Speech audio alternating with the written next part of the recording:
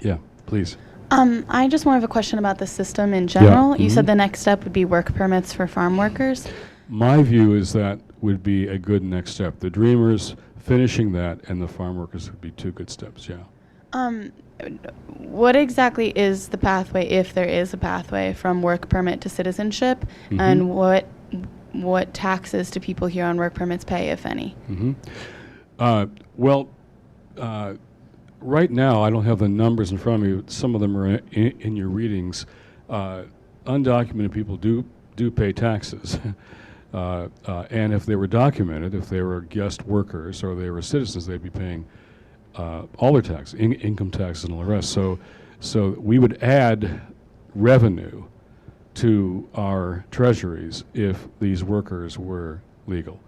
What we need is a combination of work permits, guest worker permits of some kind for people who work here that protect them, get them out of the shadows, make them less vulnerable to unscrupulous employers, and then an earned path. Now, when people say earned path, there's lots of ideas, but usually it includes things like paying a fine for breaking the law, because folks did break the law.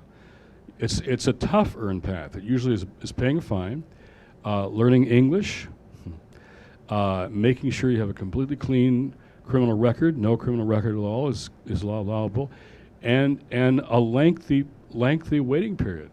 It'll take a lot of time. So an earned path is something that really can't be described as some have in calling it amnesty. It's a much tougher earned path. A fine, learning English, criminal records, and a waiting period. Really getting in line behind other immigrants who are coming here legally.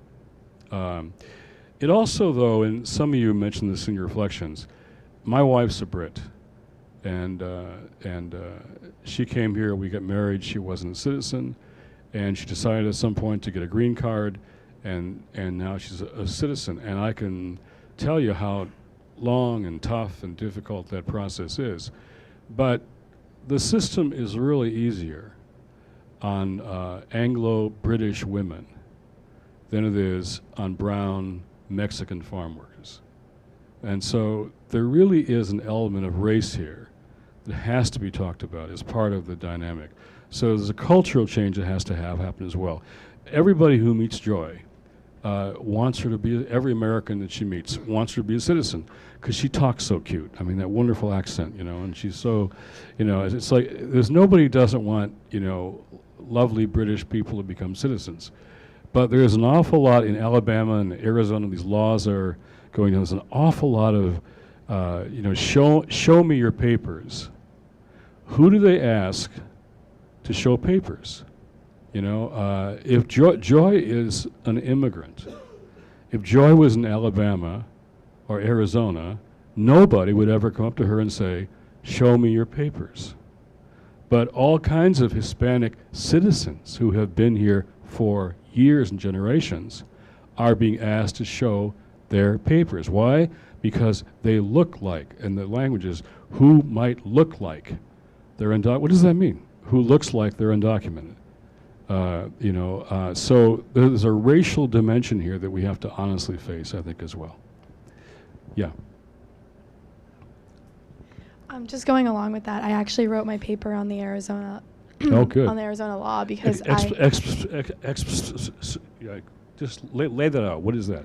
Oh, okay. Well, I mean, I'm a little rusty on it because I just focused on the one part of it that did say that if you, I guess I'll just paraphrase, but if you looked like you might be undocumented, a police officer, if you have any misdemeanor, maybe pass a red light or something, if they stop you, they can ask to see your papers. And the reason I wrote about it because I was trying to define citizenship and for this class, and it was just interesting to me because race has so much to do with it. I mean, I speak Spanish fluently, and I'm Hispanic, so if I was in Arizona, I use this example in it.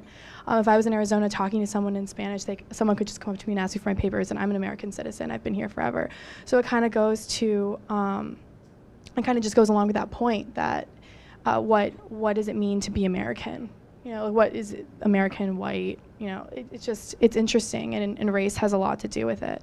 So Pat Buchanan, who's a conservative commentator, actually says the danger for immigration is we're changing the nature of who is an American. That he actually comes out and says that.